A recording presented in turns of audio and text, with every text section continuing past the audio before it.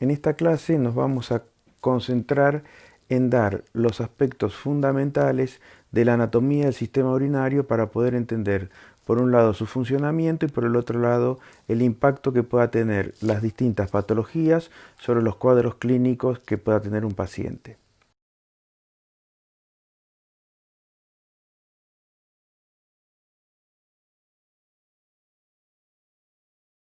Básicamente, el sistema urinario consta de dos glándulas que son los riñones, que por un lado secretan orina después del filtrado glomerular y hormonas como por ejemplo la eritroproyetina.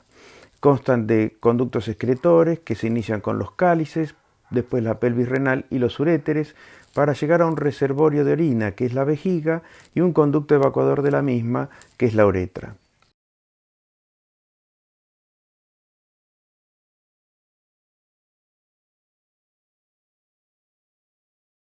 Para poder entender la anatomía tenemos que entender la localización en la cual se encuentra el sistema urinario, que es específicamente en el retroperitoneo.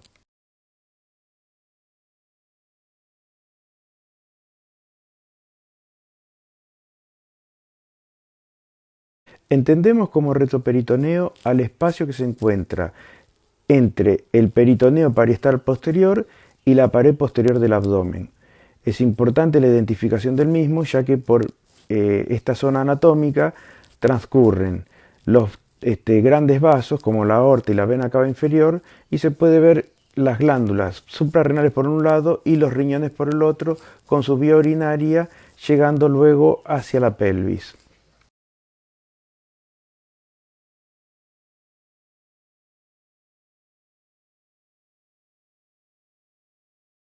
Teniendo en cuenta el retroperitoneo, si lo dividimos en porciones, tenemos una porción media y dos laterales. En el retroperitoneo medio podemos contener a la aorta abdominal, vena cava inferior, vasos linfáticos y la cadena simpática con sus plexos nerviosos. Y en el retroperitoneo lateral van a estar las glándulas suprarrenales, los riñones y los uréteres que se van a dirigir hacia la pelvis. Hay órganos que comparten su localización anatómica en retroperitoneo y parte son intraperitoneales. Estos órganos son el duodeno, el páncreas y las porciones de colon ascendente y descendente que su cara posterior habitualmente pueden encontrarse en posición retroperitoneal si no hay una coalescencia de la fascia que los recubre.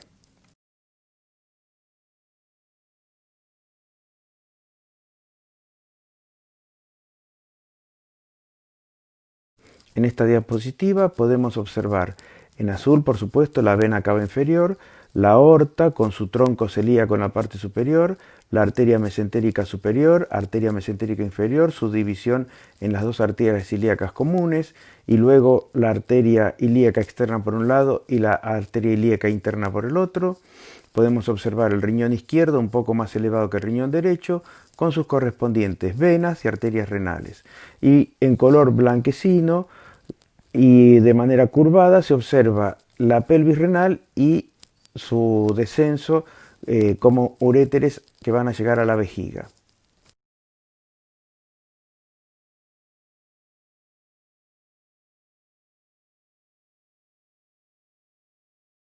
Una vez que determinamos el espacio retroperitoneal donde se encuentran los riñones, vamos a hablar de los mismos.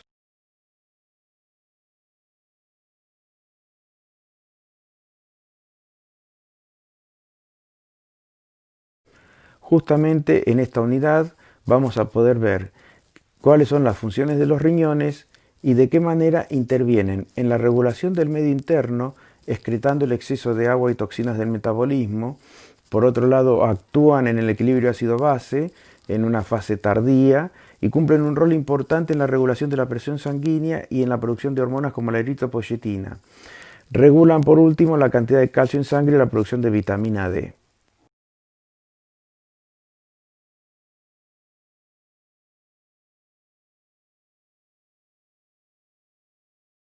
Macroscópicamente, la configuración externa de los riñones consta de dos caras, una anterior y una posterior, un borde lateral y otro medial y dos polos, uno superior e inferior.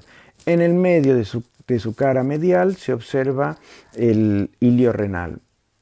Las dimensiones promedio son de un peso de 160 gramos, miden aproximadamente 12 centímetros de largo por 6 de ancho por 3 o 4 de espesor, están cubiertos por una fascia prerrenal y rodeados por un tejido graso que se denomina fascia de Gerota.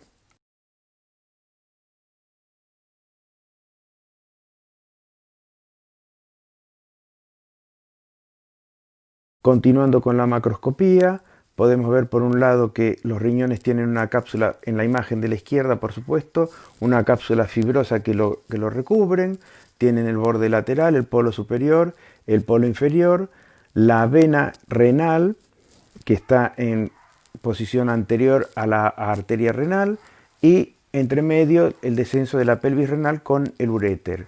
Si pudiéramos hacer un corte sagital del mismo, podemos observar cómo tenemos, por un lado, una corteza renal, que es la parte más exterior, una médula renal que va a ir hacia los cálices, que son las imágenes que se encuentran divididas acá en un cáliz superior, medio e inferior, que van a su vez a conformar la pelvis renal para poder dar después de paso hacia el uréter.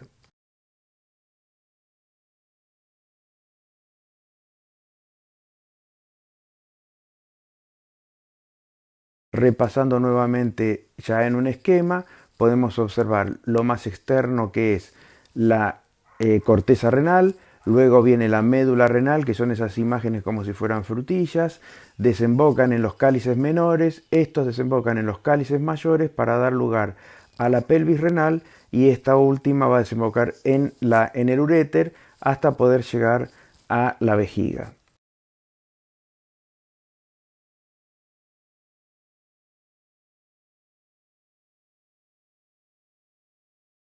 Es fundamental poder comprender cuál es la vascularización arterial del riñón.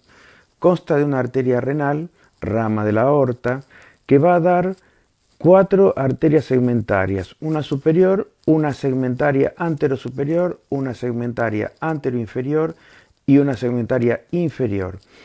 Por último, va a haber una rama más finita que va a rodear los uréteres. Dentro del parénquima renal, estas arterias segmentarias van a dar lugar a las arterias inicialmente interlobulares, luego las arterias arciformes para terminar en las arterias radiales que van a conformar las arterias aferentes que van a llegar al glomérulo renal y luego las eferentes que van a tener la salida del mismo. Dentro de este glomérulo renal va a ser una de las partes fundamentales de la nefrona, que es la unidad funcional del riñón.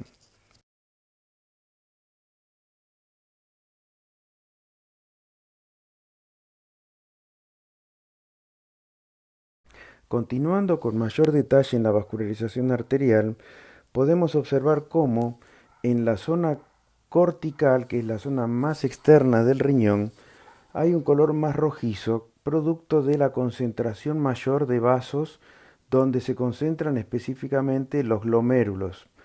Y vemos un color más pálido, amarillento, se observa bien sobre la imagen izquierda, por supuesto, que tiene relación con la médula renal, que es donde hay una mayor concentración de túbulos colectores y que tienen relación directa con la excreción y reabsorción de sustancias que van a luego a confluir en los túbulos colectores para llegar luego a los cálices renales, a la pelvis renal y hacia el uréter para la confección de la orina. En la imagen de la derecha se puede observar muy bien cómo está constituido un glomérulo, que es un ovillo vascular con una arteriola eferente que es superior, ahí se observa bien, se puede observar el ovillo glomerular y por el otro lado se puede ver una arteriola eferente. Por diferencias entre presión osmótica y la barrera endotelial, se produce el filtrado glomerular que va a permitir entonces la excreción de la parte inicial de la orina. Luego, en los túbulos colectores que se observan en la parte inferior de la imagen, se va a observar cómo puede haber intercambios con reabsorción tubular de fluidos de la sangre o secreción de los mismos. Y el producto final de todo esto será la orina.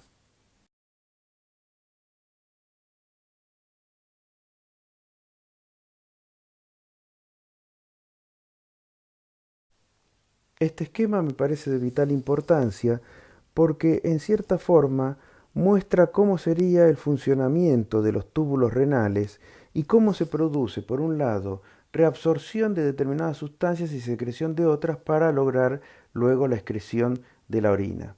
Entonces podemos observar cómo en los túbulos contorneados proximales va a haber una gran absorción de agua, de sodio, de potasio, de glucosa, fundamentalmente también bicarbonato, y puede haber secreción de hidrogeniones, amoníaco, urea, creatinina.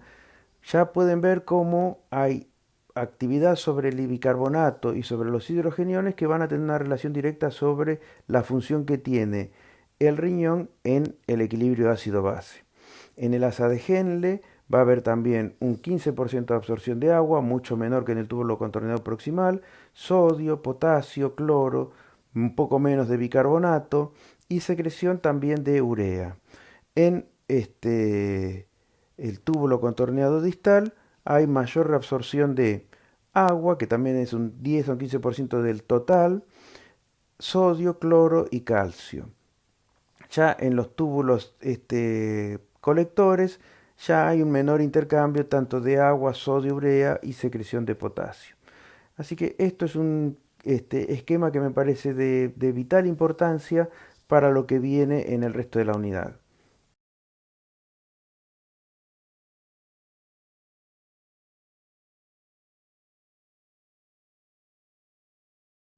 Volviendo un poco a la macroscopía, no queremos dejar de transmitirle la importancia que tiene el pedículo renal, que está conformado por la arteria renal con su rama anterior y una posterior, la vena renal, que del lado derecho es más corta porque tiene relación directa con la vena cava, y la pelvis renal con el inicio del uréter.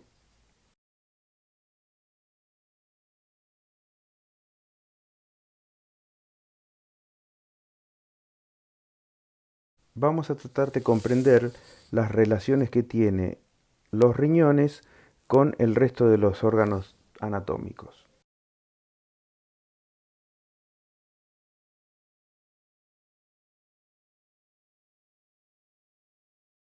Con respecto a las relaciones posteriores, fundamentalmente van a tener contacto con la raíz del diafragma, el músculo psoas, bien paravertebral, la undécima y duodécima costilla y también relación con los nervios intercostales y los abdómenes genitales. Los rodea en su totalidad la fascia de Gerota, que es una grasa de características diferentes a la grasa del mesocolon, y podemos observar en, anterior al riñón en la segunda porción del duodeno. Hacia medial observamos la vena cava inferior y la arteria aorta.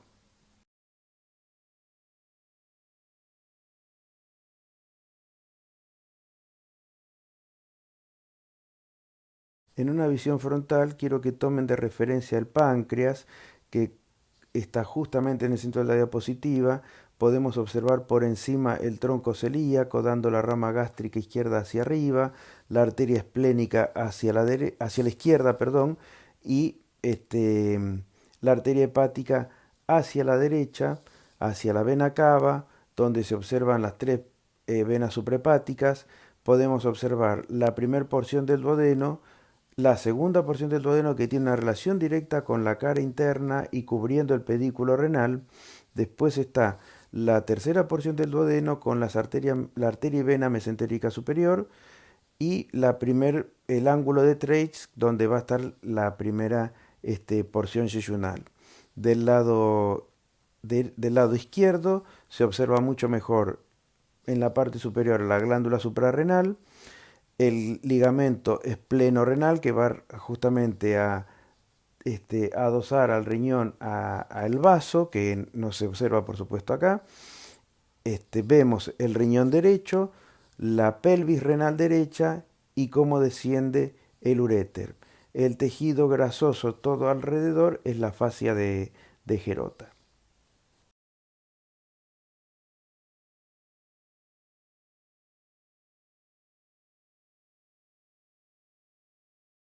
Habíamos dicho que los riñones se encontraban en una altura aproximadamente entre el polo superior a partir de la undécima a duodécima costilla. El riñón izquierdo es un poquito más alto y acá tienen una imagen radiográfica donde se puede observar justamente la columna vertebral y las undécima y duodécima costilla, como para que lo tengan como referencia.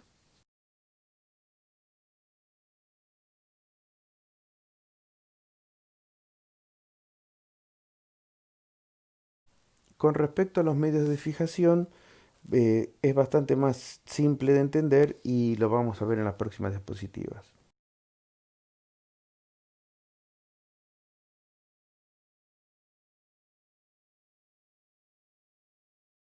Podemos observar a la izquierda de la pantalla una lámina o fascia posterior renal y una fascia anterior renal rodeada por la cápsula adiposa o fascia de Gerota.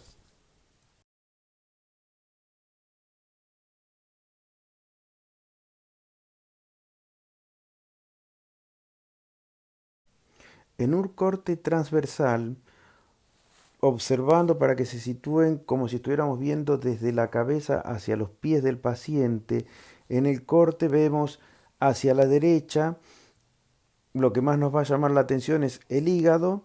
Se puede ver el riñón derecho con su vena renal anterior, la vena renal posterior, la vena cava, la fascia anterior y la fascia posterior renal y la grasa de Gerota que lo está rodeando.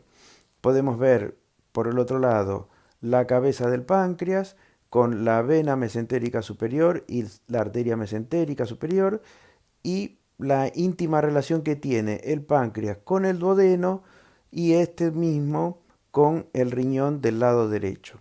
Del lado izquierdo podemos observar exactamente lo mismo, la fascia renal posterior, la fascia renal anterior, la grasa de Gerota, el pedículo renal y su desembocadura hacia la arteria. Tengan en cuenta la diferencia que hay con respecto a la longitud de la arteria renal derecha, que es más larga que la arteria renal izquierda, y viceversa. La vena renal derecha es mucho más corta porque desemboca prácticamente enseguida en la vena cava, mientras que la vena renal izquierda tiene que cruzar por arriba de la aorta.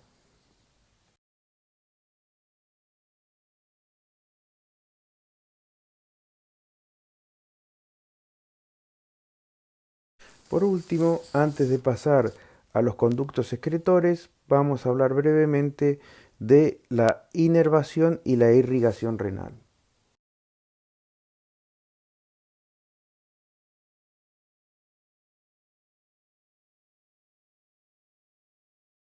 Con respecto a la irrigación, podemos observar la arteria aorta con su tronco celíaco en la parte superior, la arteria mesentérica superior cruzando por encima de la vena renal izquierda y se puede ver cómo la aorta da una rama corta de arteria renal.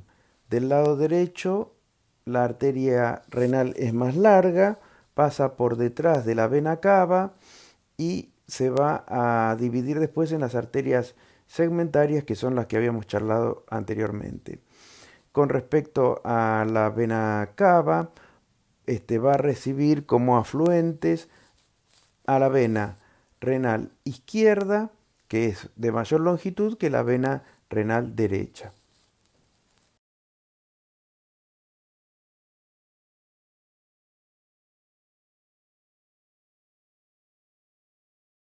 Poder entender un poquito más cómo es la irrigación, podemos observar la aorta, la arteria mesentérica superior, la arteria renal izquierda, la arteria renal derecha, las segmentaciones de la arteria y después cómo, pasando por el parénquima renal y la nefrona, podemos ver los cálices renales y los uréteres.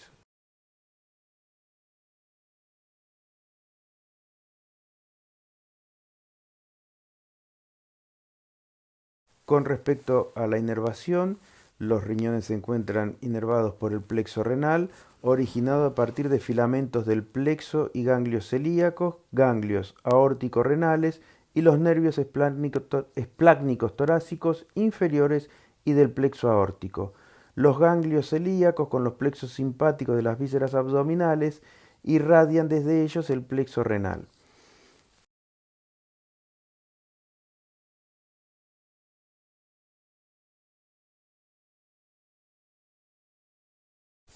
Vamos a hablar ahora de los conductos excretores.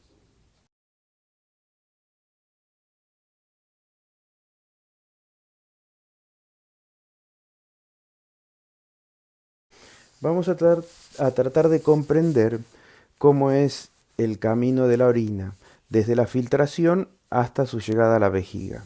Entonces, repasando un poco lo que estuvimos viendo, podemos observar cómo tenemos la corteza renal, que es donde hay una mayor concentración de glomérulos, la médula renal, donde vamos a tener los túbulos contorneados proximales, el asa venosa de Henle, el túbulo contorneado distal para llegar al túbulo colector.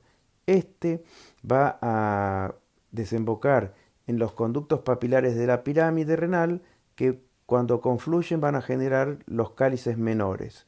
La confluencia de los cálices menores van a llevar a la confección de un cáliz mayor y los cálices mayores van a desembocar en la pelvis renal que por último van a dar lugar a los uréteres que van a llegar a la vejiga.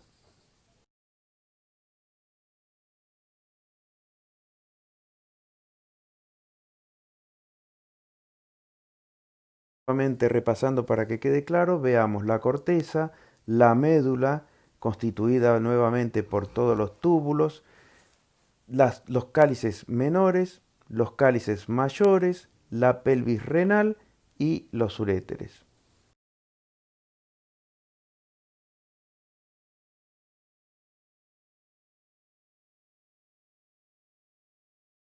En este corte frontal podemos observar el retroperitoneo en su totalidad y nos vamos a concentrar específicamente en los uréteres. Tenemos los dos riñones, observamos cómo el izquierdo es más alto que el derecho, las glándulas suprarrenales superiores a los mismos, la vena cava con sus venas renales, la arteria aorta con sus ramas ilíacas, dividiéndose a su vez en la arteria ilíaca externa e interna llegando a la pelvis, y podemos observar desde la pelvis renal cómo desembocan los uréteres que se observan muy bien marcados por las flechas azules del lado izquierdo y del lado derecho, que constan de cuatro porciones. Una porción lumbar que va por la cara anterior del músculo psoas, una porción ilíaca que va a transcurrir por encima de la arteria ilíaca común y la vena ilíaca, una porción pélvica que va a tener un descenso medial y posterior para desembocar en una porción intramural que es justamente sobre la pared de la vejiga donde van a estar los meatos ureterales.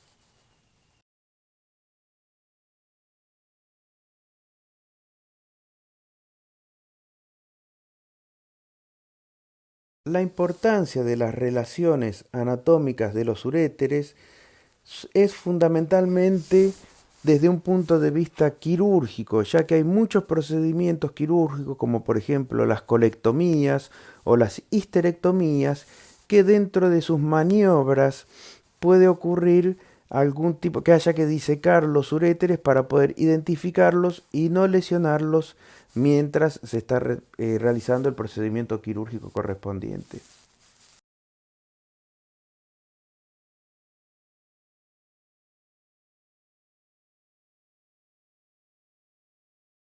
Nuevamente, para tratar de comprender bien cómo es el trayecto de los uréteres por el retroperitoneo, podemos observar cómo el uréter tiene toda una porción por adelante del músculo psoas, es cruzado por la vena y arteria gonadal, se observa su porción ilíaca sobre la arteria y la vena ilíaca, la porción pélvica y por detrás de ella, ingresando a la vejiga, se observa la porción intramural o vesical.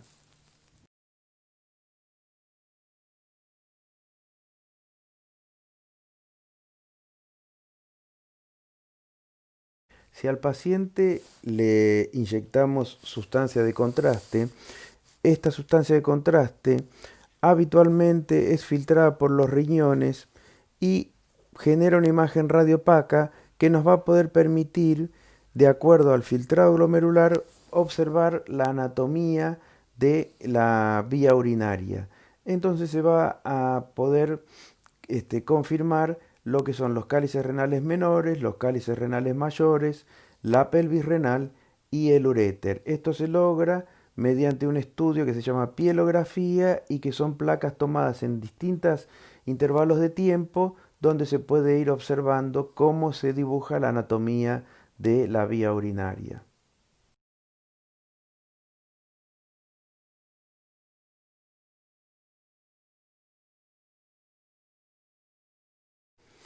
Estos estudios sirven por un lado para ver que no haya alteraciones anatómicas, no haya patologías y muchas veces sirven hasta para hacer diagnóstico de algún tipo de lesión postquirúrgica. Si observan esta imagen y prestan atención al lado izquierdo, van a poder ver cómo tenemos la pelvis con sus cálices superior, medio e inferior, la pelvis renal con los cálices superior, medio e inferior, el uréter, como va descendiendo, y antes de entrar en la pelvis pueden ver una imagen oblicua que es líquido de contraste que se extravasa del uréter. Eso quiere decir que hay una lesión a esa altura del uréter y que sí o sí debe ser reparada quirúrgicamente. Por supuesto, tiene que haber un antecedente de una cirugía previa.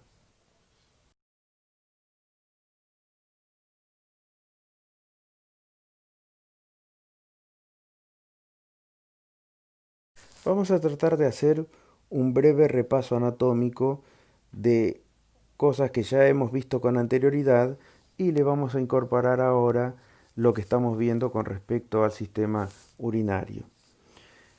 Podemos observar en el retroperitoneo medial la vena cava inferior y la arteria aorta. La vena cava inferior va a dar a la rama renal derecha y la rama renal izquierda, que va a ser más larga porque tiene que pasar por delante de la aorta.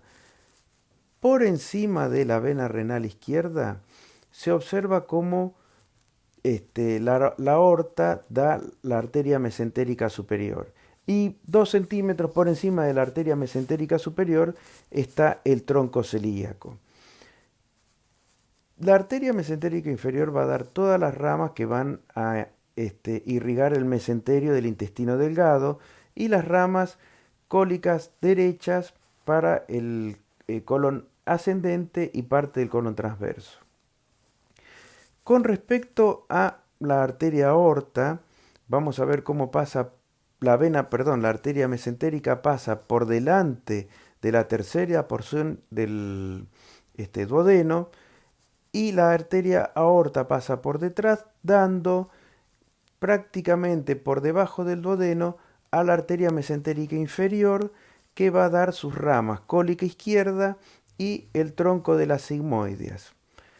Podemos observar del lado izquierdo entonces al riñón con su pelvis y descendiendo el uréter izquierdo, que va a pasar por detrás de las ramas de las arterias sigmoideas, su porción después ilíaca, que va a ser por encima de las arterias ilíacas y la vena ilíaca, ingresando a la pelvis para terminar en la porción intravesical.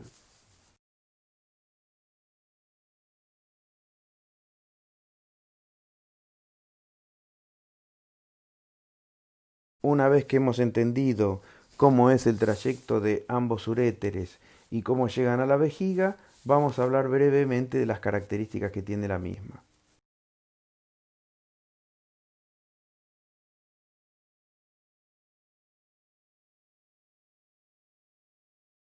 Como característica fundamental, tenemos que conocer que la vejiga es una estructura muscular. Eso le permite una amplia distensibilidad. Por lo tanto, va a tener la capacidad de poder almacenar hasta 2 o 3 litros de orina como máximo. Por supuesto, el reflejo miccional se da con un volumen mucho menor, que es de 150 a 300 mililitros. Se encuentra ubicada detrás de la sínfisis pubiana, por delante del recto, encima del piso pelviano y de la próstata. Tiene una forma triangular, aplanada mientras esté vacía, por supuesto, con una cara posterior-superior levemente deprimida y un vértice en el inferior donde se implanta el uraco. Chena tiene una forma ovoide. La vejiga vacía tiene una dimensión antero-posterior y transversal de aproximadamente 6 centímetros de diámetro.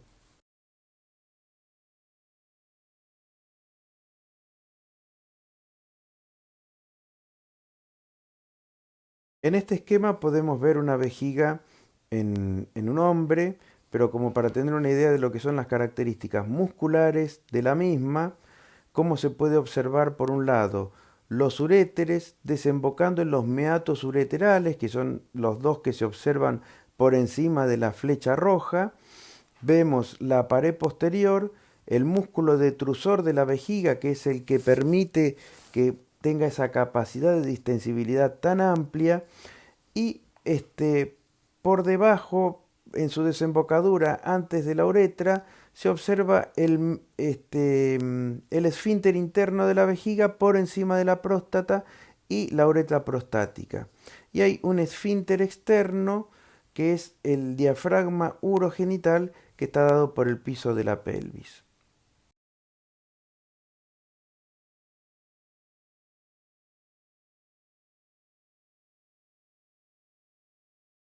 Las relaciones de la vejiga van a variar en función a el hombre o la mujer. Del lado izquierdo podemos ver las relaciones que tiene la vejiga en su cara anterior con la sínfisis pubiana. Se puede observar por debajo la próstata. Por encima de la próstata podemos constatar las vesículas seminales y en su cara posterior se puede observar el recto. En la mujer, del lado derecho, se observa muy bien la cara anterior de la vejiga en relación directa con la sínfisis pubiana, una uretra por supuesto muchísimo más corta, y en la cara póstero superior podemos ver por un lado el útero y por detrás la vagina.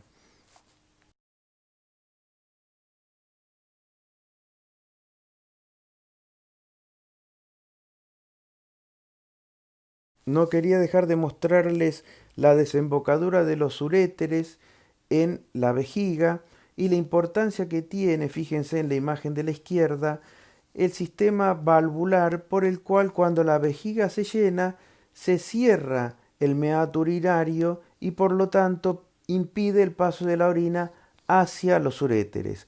Cuando hay alguna malformación de tipo congénita o algún tipo de patología, puede ocurrir ese reflujo ureteral que va a predisponer a infecciones urinarias a repetición o a veces hasta alteraciones como la dilatación de las vías urinarias.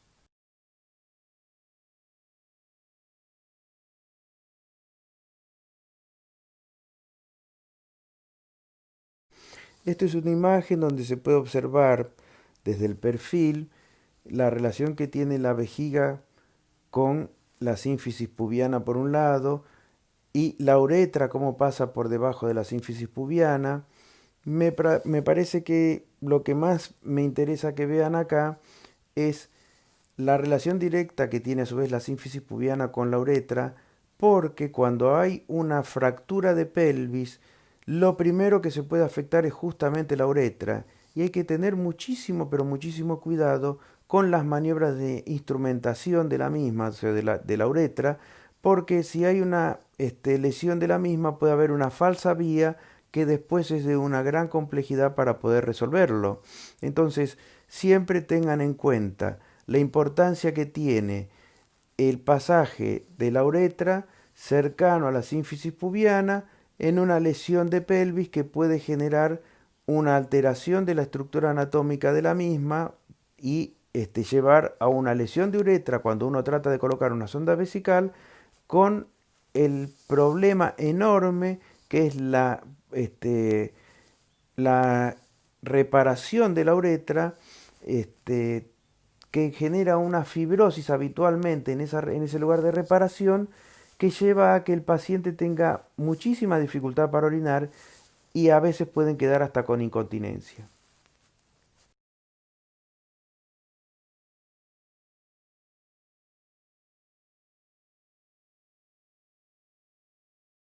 Y por último, como dato anecdótico, quiero mostrarles una tomografía computada que se le hizo a una paciente que tenía una distensión abdominal donde se pensaba que podría ser algún tipo de tumoración y evidentemente no habían hecho el interrogatorio como corresponde y ustedes pueden observar muy bien ahí la gran dilatación que se observa saliendo de la pelvis hacia el abdomen, que es un globo vesical tremendo.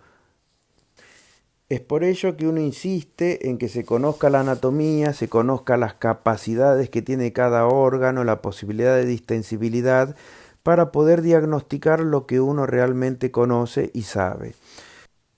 Muchas gracias por la atención y nos vemos en los talleres.